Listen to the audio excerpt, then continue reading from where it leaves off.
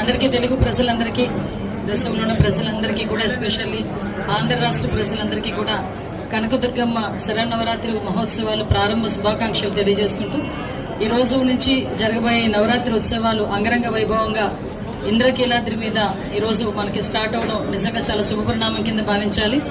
ఈరోజు ఎంతమంది భక్తులు రాగలరు, ఎంతమంది భక్తులు వస్తారు, లాస్ట్ ఇయర్ శరన్నవరాత్రుల ఉత్సవాల్లో ఓవరాల్గా ఎంతమంది వచ్చారు, ఈసారి ఎంతమంది వస్తారు అన్న బ్యారేజ్ వేసుకుని అటు దేవాదాయ శాఖ కానీ అదేవిధంగా ఓవరాల్ అడ్మినిస్ట్రేషన్ దగ్గర 36 విభాగాలన్నీ కూడా ఇక్కడ కూర్చొని ఏర్పాట్లన్నీ కూడా సమీక్షించడం జరిగింది.